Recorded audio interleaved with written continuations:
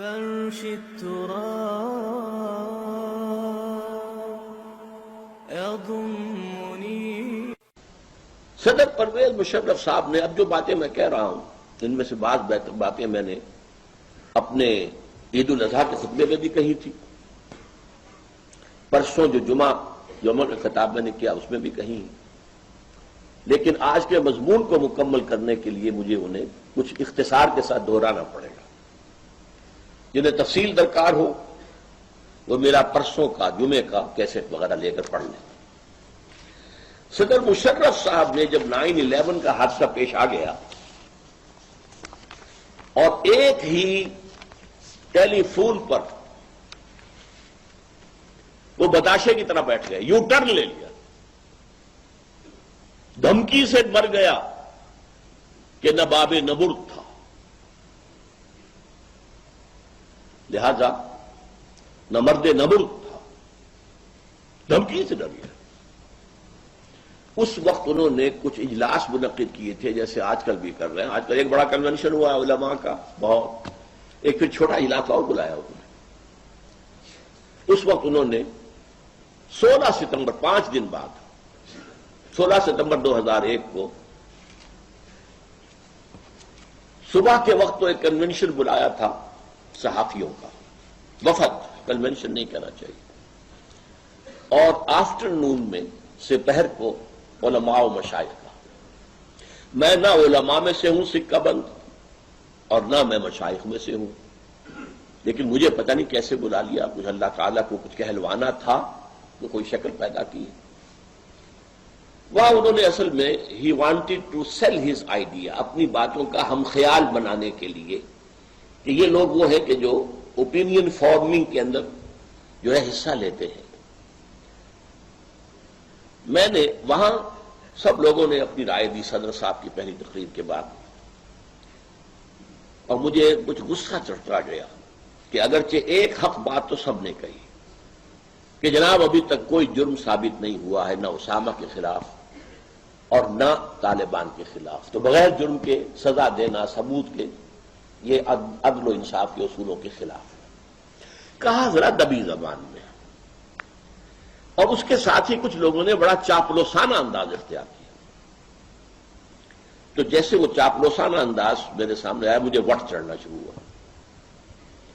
اتفاق سے میں آخری تھا اس میں، اس لیے کہ میں صدر صاحب کے ساتھ کی کرسی پر بیٹھا ہوا تھا بائیں ہاتھ. دائیں ہاتھ سے انہوں نے شروع کیا تھا اوپینین لینا، تو ہوتے ہوتے آخر میں میری باری آئی. میں نے کہا دیکھیے صدر صاحب، اگر آپ نے اس وقت طالبان کے خلاف امریکہ کا اعلی کار بننا پسند کیا تو گن لیجئے 3 باتیں. اولاً یہ عدل و انصاف کے اصولوں سے بغاوت ہوگی، وہی بات جو سب نے کہی تھی کہ ابھی کوئی جرم ثابت نہیں ہے، عدل و انصاف کے خلاف ہے کہ سزا دی جائے بغیر جرم کے ثبوت. نمبر 2 یہ غیرت اور حمیت کے خلاف ہوگا. ہم نے ایک حکومت کو سپانسر کیا، طالبان کو پاکستان بے نظیر کے دور میں، اور بابر اس وقت جو تھے وزیر داخلہ، ان کے ذریعے سے سپانسر کیا گیا. امریکہ سپانسر کرنے والوں میں شامل ہے، اور ہم نے اس کو تسلیم کیا. اور ہمارے ہاں آج بھی سفارت خانہ موجود ہے، ملا ضعیف موجود ہے سفیر، اور صرف ایک دھمکی پر آپ ان سے پیٹھ پھیر لیں. آخر غیرت بھی کسی شے کا نام ہے. غیرت ہے عجب چیز جہاں نے تگ و دو میں پہناتی ہے درویش کو تاج سر دارا. ہمارے حال یہ ہو گیا ہے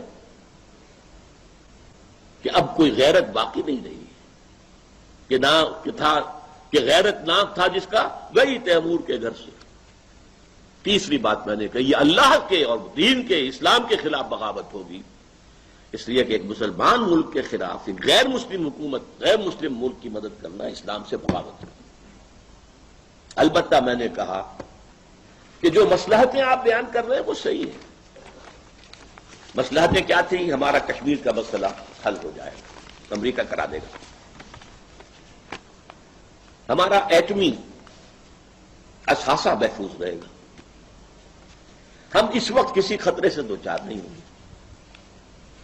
میں نے کہا یہ آپ کی تینوں باتیں ٹھیک ہیں، میں مانتا ہوں، لیکن یہ عارضی ہے. بہت جلد آپ کی باری بھی آ کر رہے گی. اس کی وجہ کیا ہے؟ ان تمام واقعات کے پیچھے اصل سازش اسرائیل کی ہے، امریکہ کی نہیں ہے. یہ تو اسرائیل کی سازش ہے، اور اسرائیل کا سب سے بڑا ٹارگٹ پاکستان ہے. اسرائیلیوں کو توقع یہ تھی کہ امریکہ ایک دم جھپٹے گا افغانستان پر بھی اور افغانستان کے سپورٹر پاکستان پر بھی. تو آپ کی باری آ کر رہے گی، یہ نہ سمجھیے کہ آپ بن جائیں گے.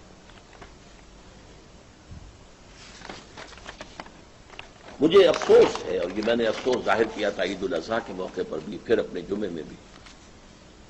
مجھے خوشی نہیں ہے کہ میری پیشین گوئی حرف بحرف ثابت ہوئی صحیح، افسوس ہے، لیکن مجھے بھی یہ توقع نہیں تھی کہ اتنی جلدی معاملہ ہو جائے. آج کیا صورت ہے؟ ایک ایک کر کے وہ مصلحت ہم سے دامن چھڑاتی جا رہی ہے.